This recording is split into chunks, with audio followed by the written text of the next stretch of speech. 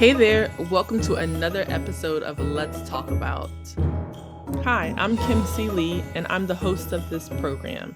If you'd like to catch us live, you can find us on Instagram Live on Thursdays at 7 o'clock p.m. or 7:30 p.m. Eastern Standard Time. In today's episode, we are talking to Murlonda Janelle. She is the advocate, the kid-lit author looking for ways to encourage boys everywhere to read. Hey everyone, this is Kim C. Lee, and I am here on this Tuesday evening so that we can do another Let's Talk About. Today we will be talking with MJ, better known as Murlonda Webb of Words in Web, about where the boy is at.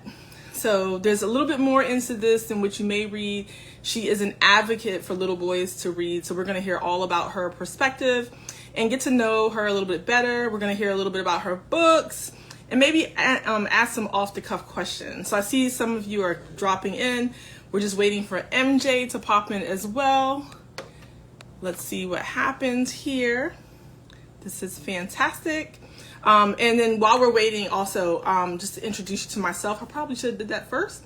I am Kim C. Lee. I am a children's book author of several books now, which I am very proud of. My first book, The Night Owl. Then there's The Night Owl Goes to Space, great series.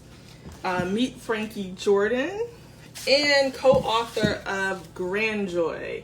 So if you get a chance, check out my books. I do have a surprise book dropping in the next 60 days, and I'll be sharing more about that in the upcoming week or so. So stay tuned.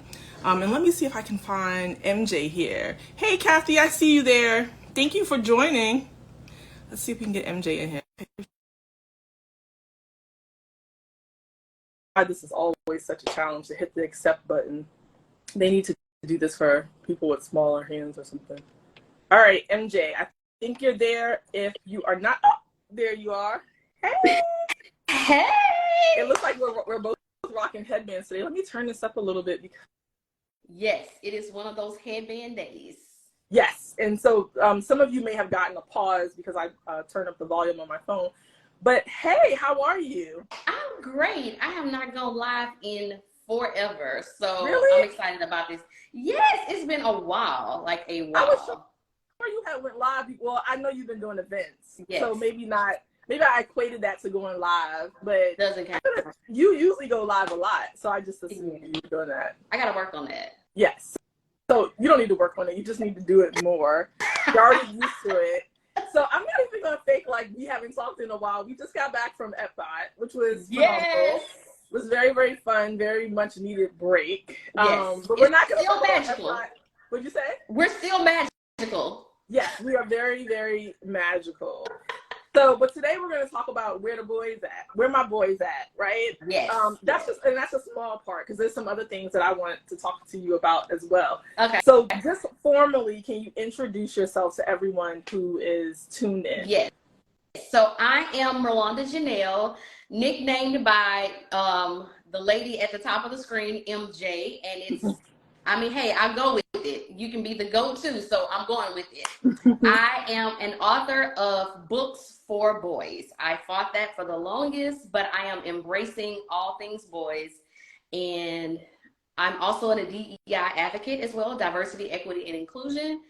And I'm here. I've been in the game since 2020. So, and where are you?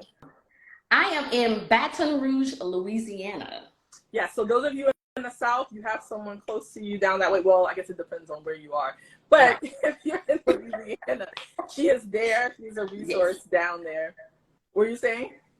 Yeah. No. I was like, yes, that's where I am. And yes. You know what's funny? I'm like leaning in is going to make you louder. This is so funny. So do you have your books with you? Can you show covers of them? I do. I have my first book here, I'm Best as Me. And then I have book 2, I Discovered My Strength. Yes. So let's start off. Tell us or tell everyone, because actually, I'm just be honest. I already know this stuff, yes. But I think it's important that we continue to highlight people that we support. So MJ, tell everyone what inspired you to write the first book, and then how you decided that you would go for a series. Okay.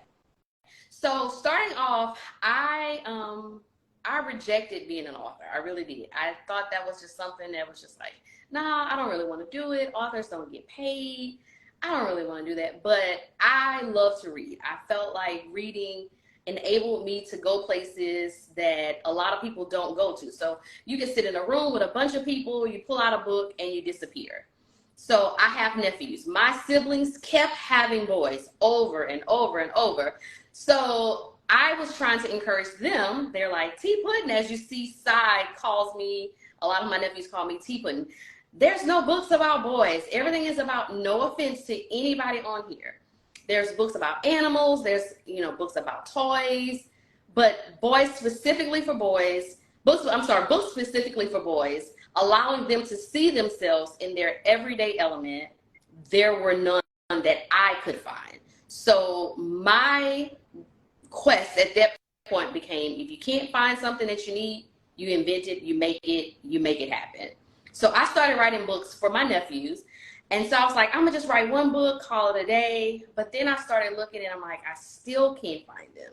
So my books are focused on teaching my nephews things that I wish I would have known at their age.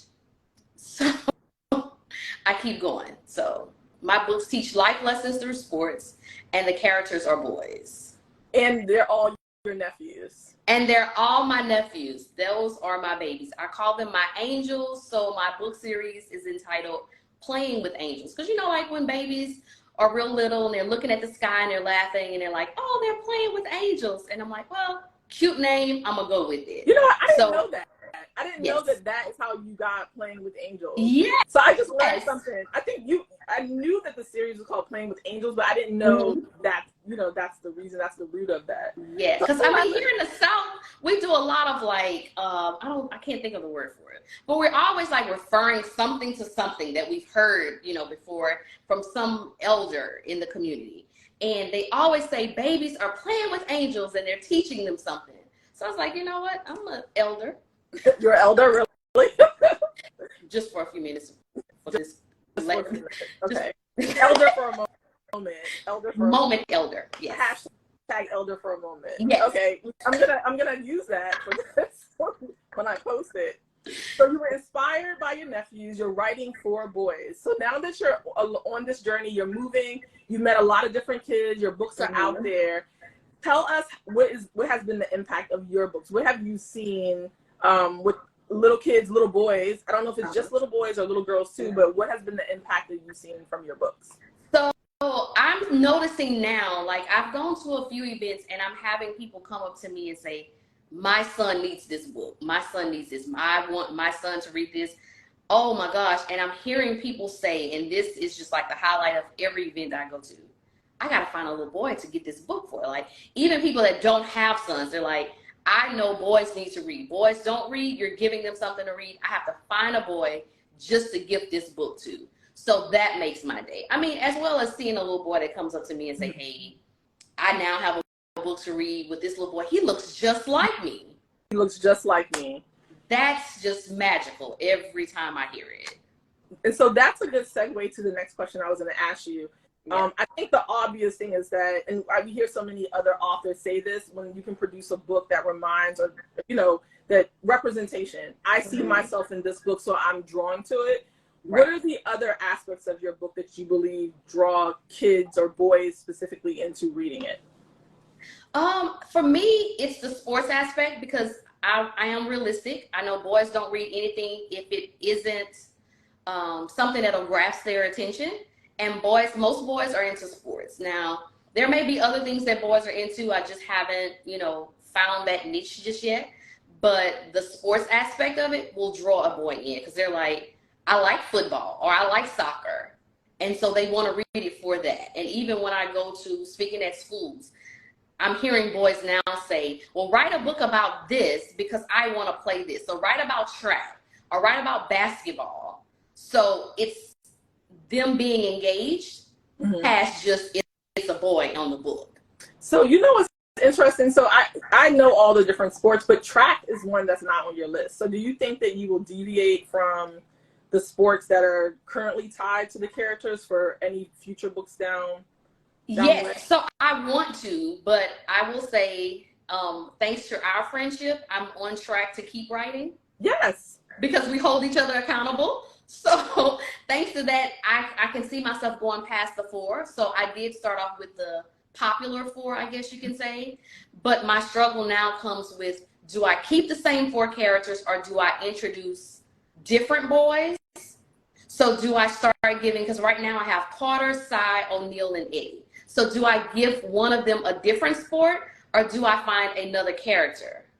And well, then you can also introduce a sibling. So there's so yes, and said sibling you're speaking about. So I have introduced her on social media before. I love my niece.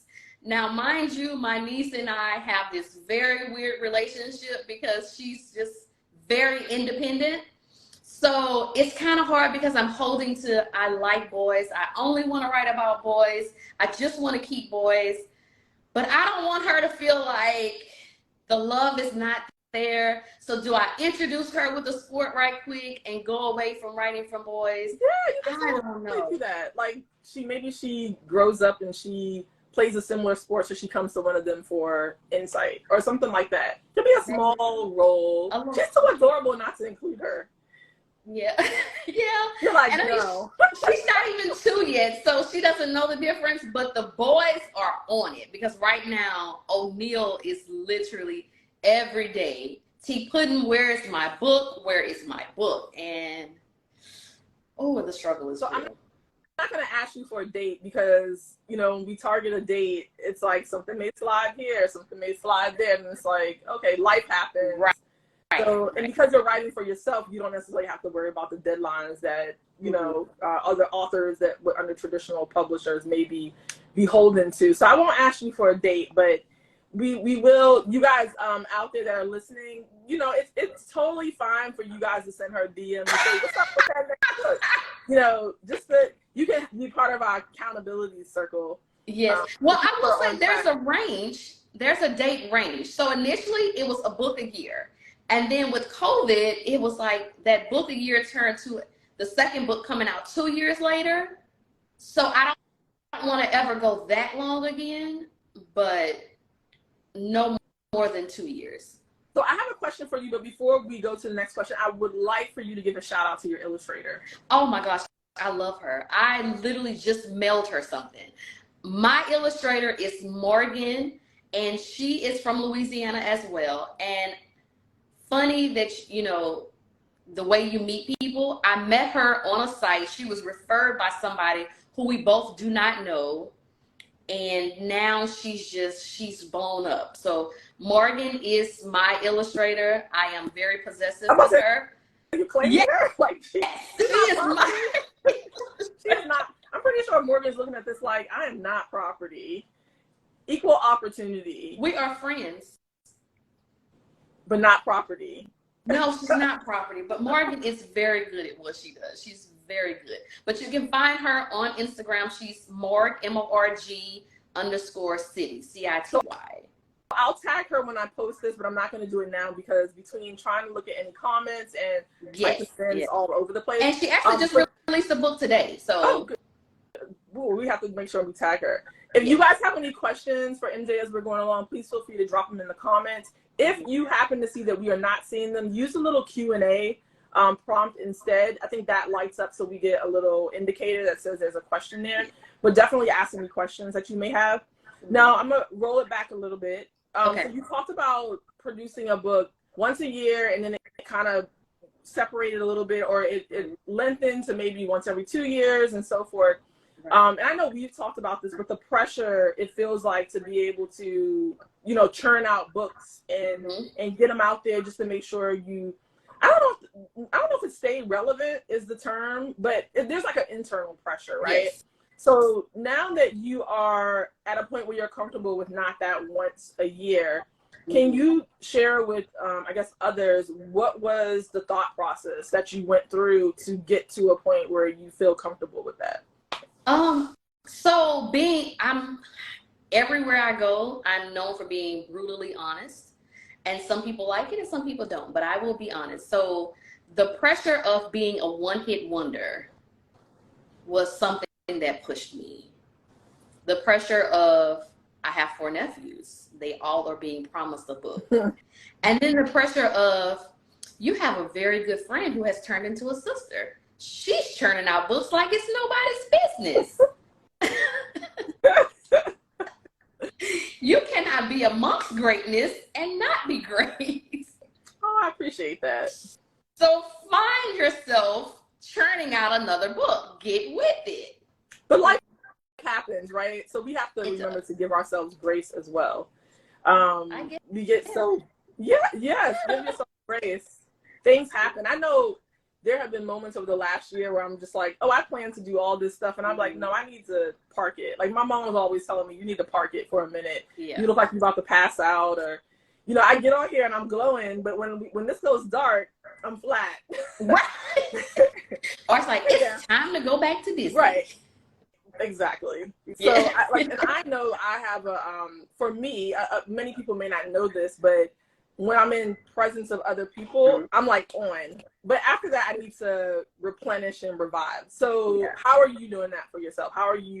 What is your self-care after you go through all this book stuff? My self-care recently has just been no, period. It's a complete no explanation. It's a complete sentence. Yes, it's a complete sentence. The answer is no. And since then, like my blood pressure has lowered.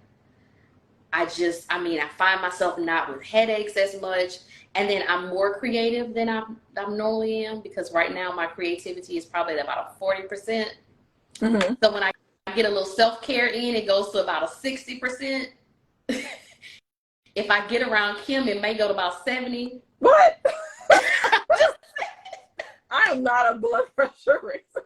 I'm talking about creativity levels. Creativity. I'm supposed to say I'm not raising your blood pressure. No. So we do have a question. We have a question about restaurants. We'll get to that later. But is there any advice you would offer to other authors, new, existing?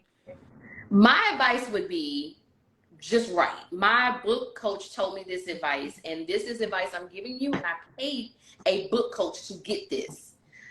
It is to always write. Even if you sit in front of the computer, typewriter. Do people still use typewriters? Yeah, I think some people use typewriters. So computer, typewriter, pen and paper, just write. Even if you're writing, I have nothing to write. This is crazy. Why am I doing this? Until you do it, it won't become a habit. Don't force yourself to write. Don't read what you've written, because you're going to start editing and the ideas will go away. And then whatever genre you're going in, read those books. I think I mentioned that maybe one day this week. If you read the genre that you're in, it will spark ideas. A lot of people think that means they're going to start copying off of what it is. No, it just puts you in the lingo. It puts you in the mind space of, I'm writing children's books. Let me think children's books. If you're writing children's books and then you're reading history books, the ideas won't flow as easy. Yeah, and also go and look at other books. Like one of the things I love to do, I'm a very visual person. Mm-hmm. I love to go and look at layouts of different books, whether it's children's books or magazines or whatever else.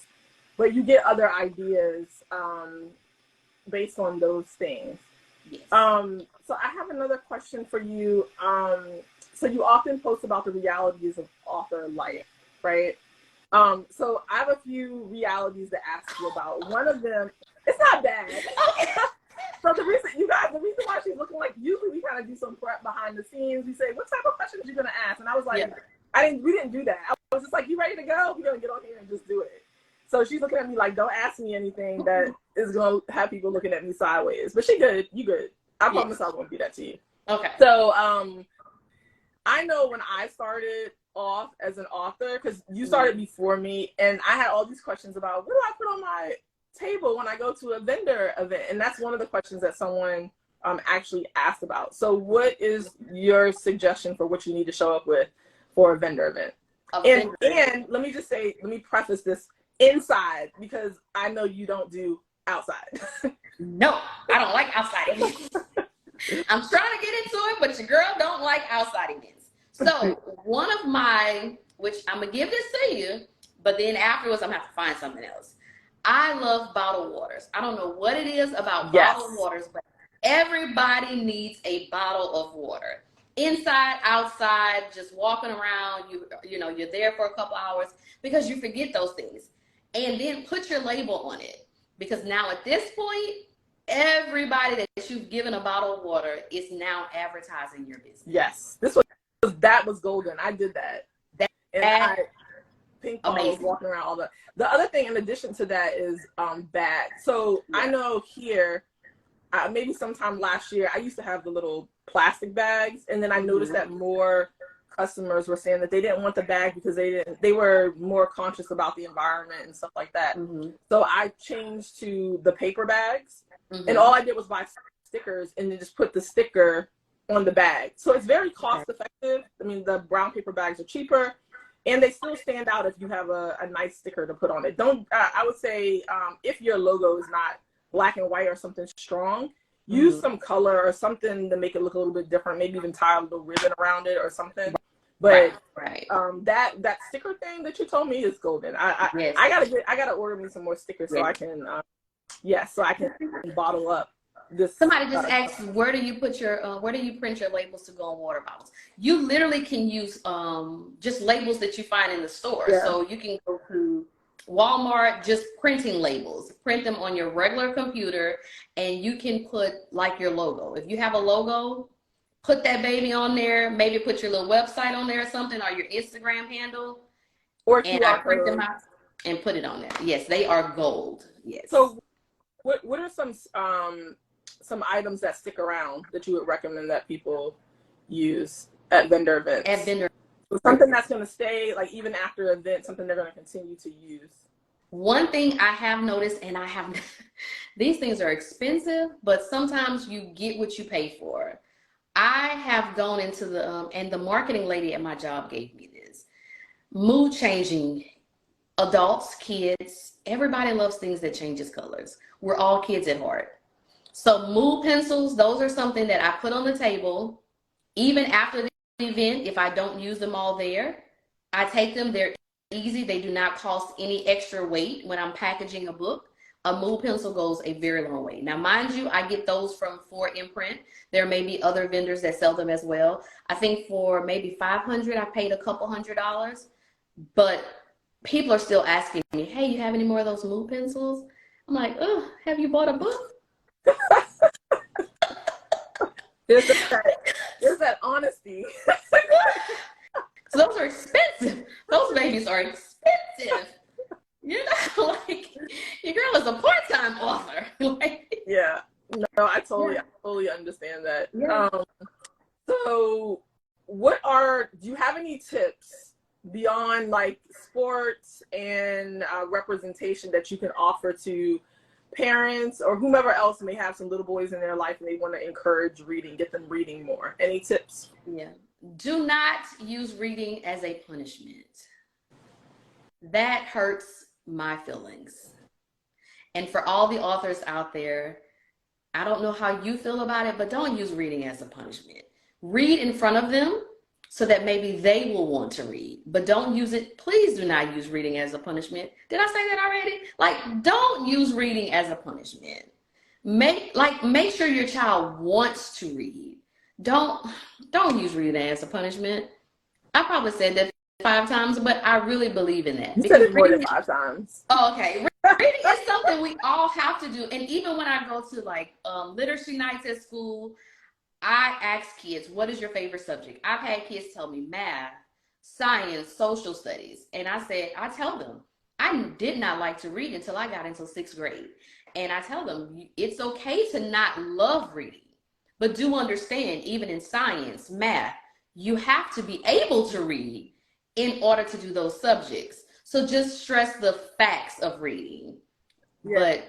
And most kids don't realize that they're actually reading every day. I mean, even if they're not in school, that's something that I always point out. When you wake up and you go downstairs to look at, the refrigerator, or you're pulling something out of the cabinet to eat, there's always something that you're reading on the way in the car, reading signs, so forth.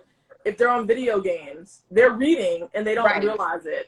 So I guess just what you said, finding places places in everyday life where they are leveraging or reading and pointing it out so they know it's something they're already exercising. They just need to be able to do it better and improve upon it.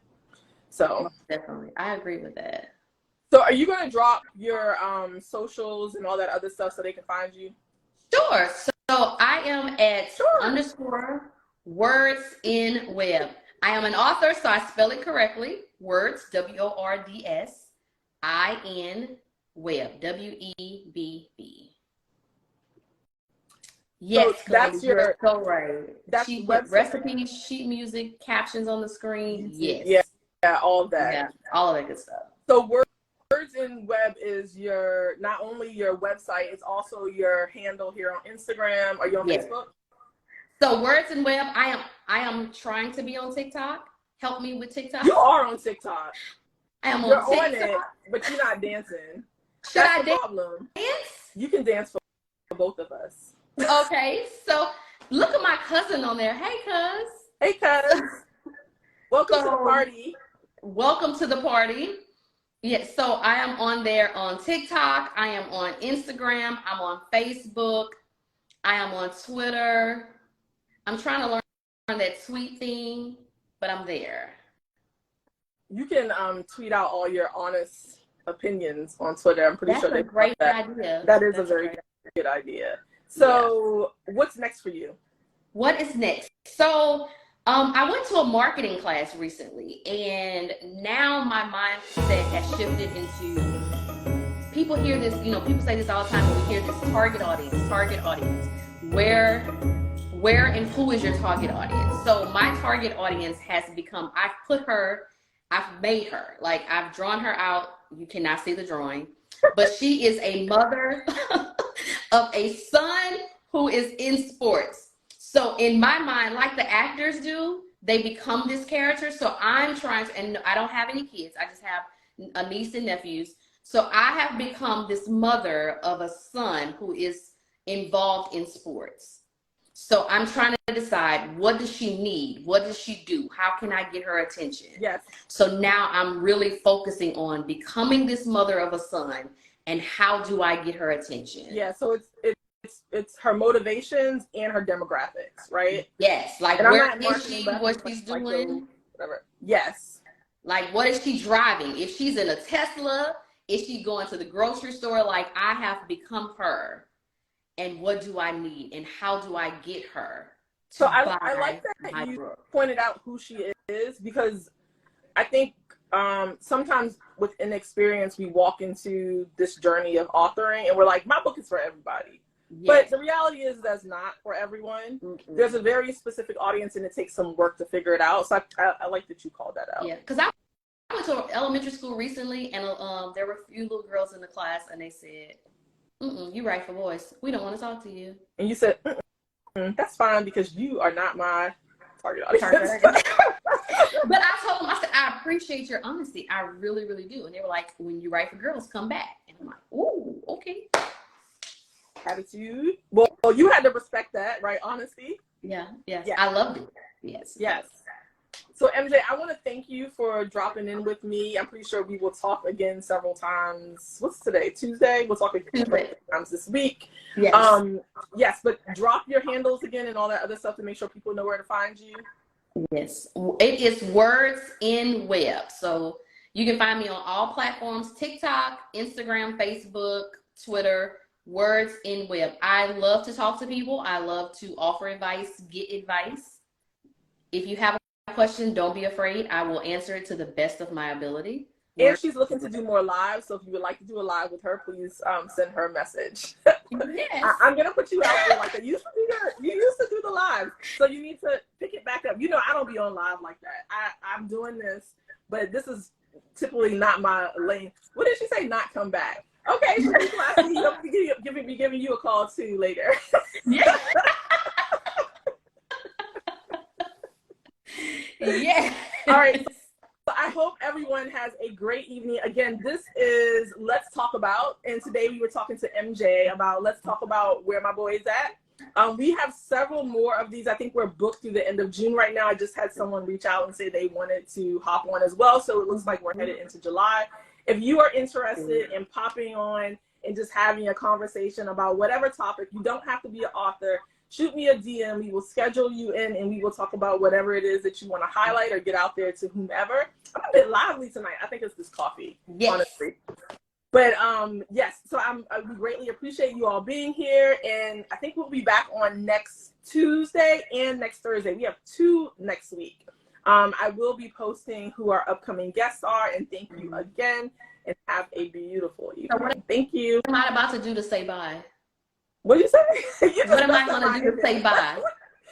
Say bye. Say, oh, your piece. Yes. It was all about the piece. My ending was so eloquent. You messed that up. No, I didn't. Thank you, everyone. Have a good evening and peace. Bye.